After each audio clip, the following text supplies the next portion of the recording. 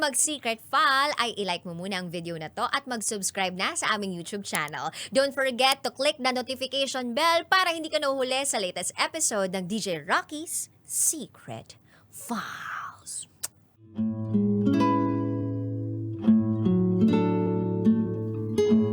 And now, it's time for DJ Rocky's Secret Files with Jello.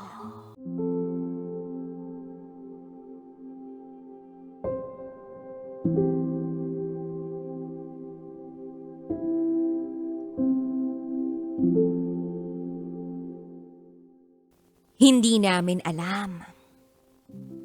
Yun na pala ang huling kaarawan ni Nanay.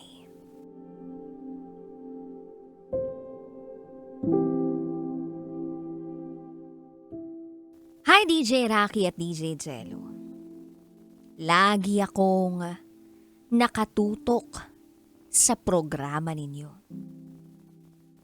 At katulad ng marami, hindi ko rin inakalang makakagawa rin ako ng sulat para sa inyo. Hindi ko alam kung paano ko sisimulan, pero susubukan ko na ilahad ang nangyari sa aking buhay. Itago nyo na lang ako sa pangalang Val. At ito, ang aking secret file.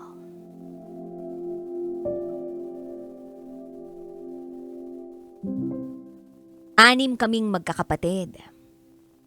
Puro kami mga babae. Kaming dalawa ng kambal ko ang bunso sa pamilya.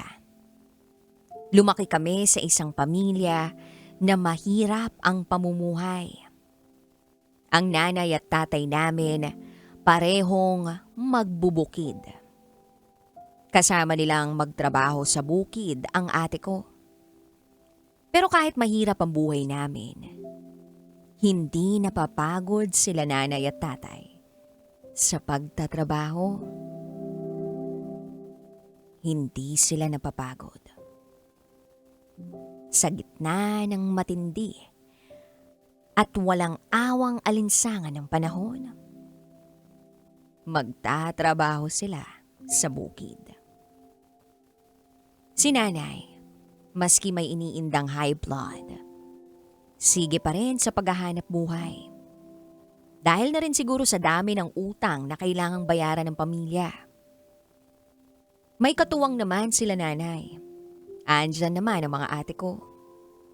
Yun nga lang, may kanya-kanya na rin silang mga pamilya.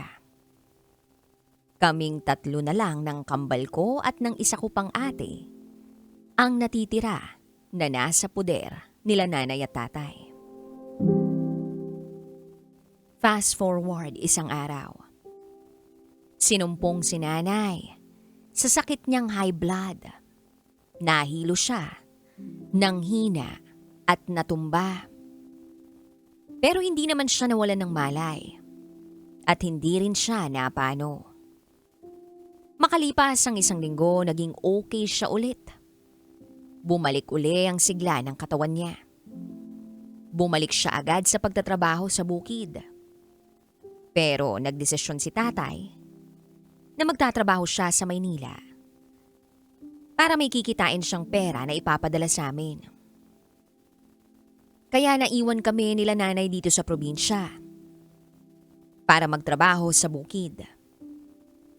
Natuloy naman ang pagluwas ni tatay sa Maynila para doon na nga magtrabaho. Noong nagkasakit yung dalawa kong pamangkin, sobrang na-stress si nanay. Siya ang nagasikaso sa kanila. Kahit may iniinda pa rin siyang high blood. Sa awa ng Diyos, gumaling naman ang mga pamangkin ko. Hanggang sa dumating na ang birthday niya. DJ Rocky at DJ Jello. Sa birthday na yon, doon ko nakita na maligayang maligaya at maaliwalas ang mukha ni nanay.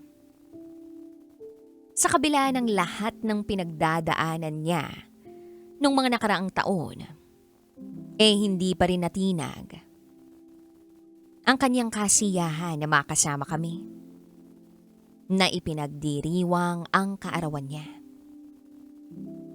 Aliw na aliw akong pagmasdan si nanay, na panay ang karga at halik sa mga apo niya. Panay lang din ang sayaw niya sa mga tugtugin sa bahay. At higit sa lahat, enjoy na enjoy din siya sa pagkanta sa videoke. Napakagaling niyang kumanta, by the way. At sumasayaw rin siya habang kumakanta. Hindi namin ipagpapalit ang saya sa mukha ni nanay noon. Kaya panay na lang ang yakap namin sa kanya. Kasi kahit bugbog siya sa trabaho sa bukid, nagawa pa rin niyang maging masaya para sa kaarawan niya. Napakasaya talaga namin noon, lalo na nung sabihin ni nanay na proud siya sa aming magkakapatid. Lagi rin niyang sinasabi sa amin na kapag mawala na siya sa mundong ito, walang ibang magtutulungan kundi kami-kami lang na magkakapatid. Hindi ko makalimutan ang mga sinabi niya noong kaarawan niyang yun. Pero parang ang weirdo lang. Dahil tila naghahabilin na siya. Pagkatapos ng mahigit 1 linggo mula nung birthday niya, nagyaya si nanay na magpunta sa munisipyo namin para ayusin ang mga pambili niya ng gamot. Kasama ko noon si nanay na nag-asikaso ng mga papeles na kailangan niya. Hanggang sa bigla siyang napahinto sa pag-akyat sa hagdan na nilalakad namin. Sabi niya, "Anak, umuwi na lang kaya tayo?" Sagot ko, "Nay, bakit? May nararamdaman ka bang hindi maganda?" Hindi siya nakasagot. Pero panay na lang ang hawak niya sa kanyang batok. Kaya sabi ko sa kanya, "Naku nay, pahinga muna tayo rito sa tabi." Pero ang sabi niya sa akin ay, "Hindi anak, umuwi na lang tayo. Para makapagluto pa ako, kawawa naman ang mga kapatid mo. Wala akong naiwang pagkain doon sa lamesa. Pag uwi nila galing sa trabaho, magugutom sila." So sinunod ko ang gusto ni nanay. Kaya tumawag ako ng masasakyan. Sumakay kaming dalawa ni nanay sa pinara kong taxi. Pero maya-maya, paglingon ko sa kanya, nagulat ako at hindi ko inaasahan ang mga nakita ko kay nanay.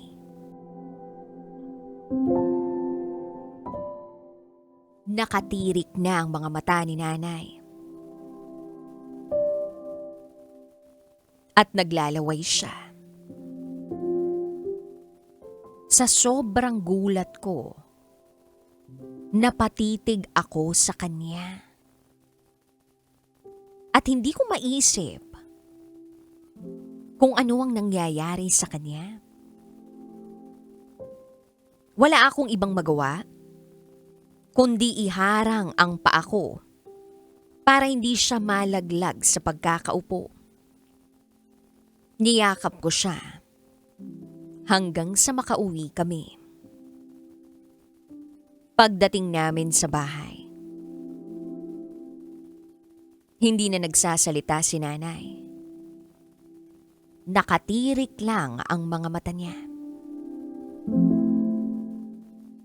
Dito na ako nagdesisyon na isugod na agad si nanay sa ospital. Pagdating sa emergency room, Chinek si nanay ng mga nurse at doktor na naroon. Ang sabi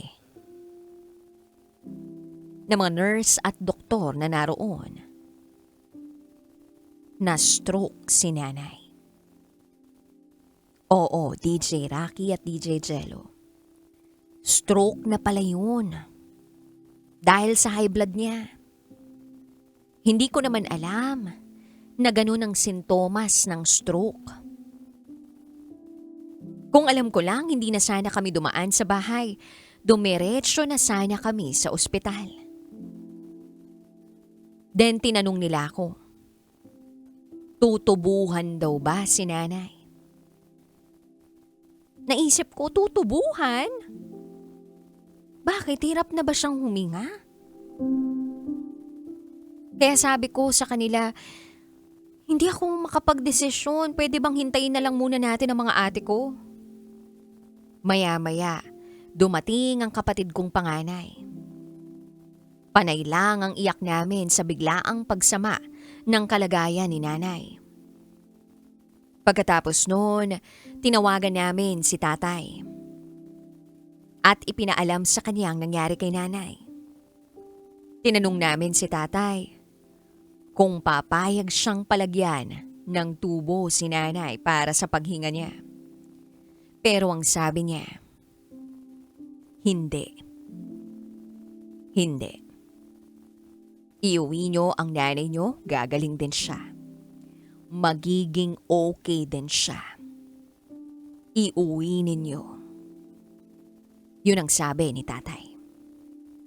Parang alam niyang palaban ng nanay at hindi agad-agad sumusuko sa mga problema at suliranin. Sabi niya uuwi siya galing Maynila para makita niya si nanay. Palitan lang kaming magkakapatid sa pagbabantay kay nanay. Sabi ng panganay naming ate, kumain na muna raw kami. Siya na muna ang magbabantay kay nanay. Kumain kami saglit sa labas ng ospital. Kasama ko ang kambal ko. Pero pagbalik namin, laking gulat namin. Naiyak ng iyak si ate. Sinilip namin si nanay. Pagsilip namin sa kanya, kitang-kita namin.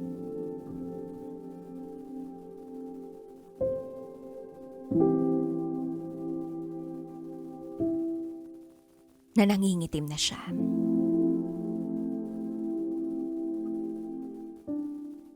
Sa nakita ko, DJ Rocky at DJ Jello, para akong nawalan ng pag-asa. Yung parang gumuho na ang mundo ko nang makita ko si nanay sa ganong kalagayan. Mga ilang minuto lang ang lumipas, nangyari ang kinakatakutan namin. Hindi na kinaya ni nanay. Bumigay na ang katawan niya.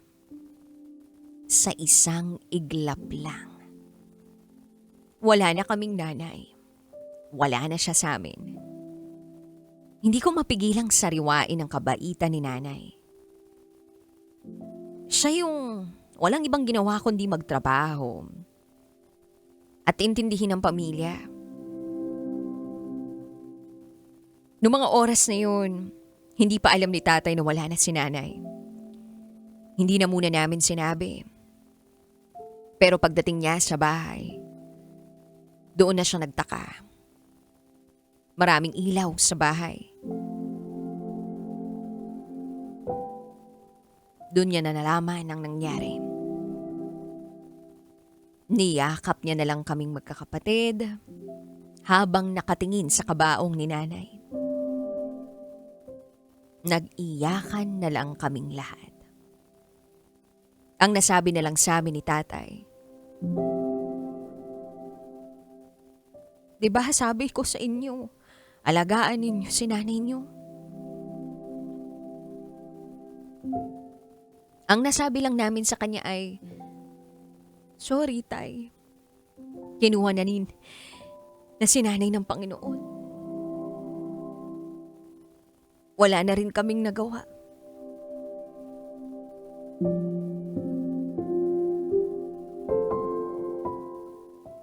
hanggang sa tuluyan na ring nailibing si nanay. Pagkatapos ng ilang araw na burol. Napakasakit.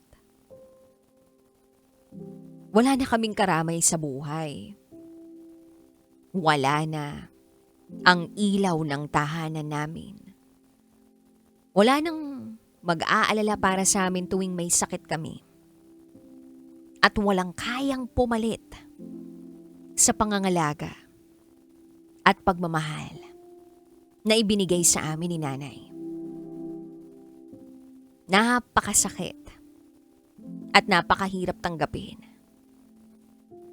Pero kagaya nga ng bilin sa amin ng pare noong misa sa libing ni nanay, kailangan naming umusad kahit dahan-dahan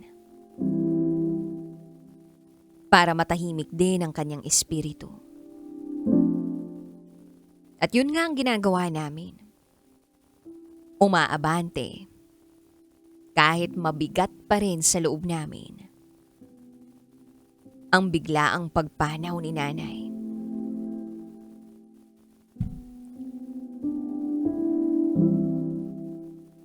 Nay, sana lagi kang nakamasid sa amin.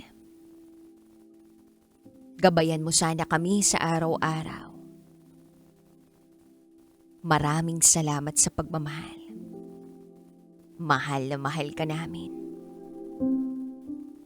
Paalam. Hanggang dito na lang po, DJ Rocky at DJ Jello.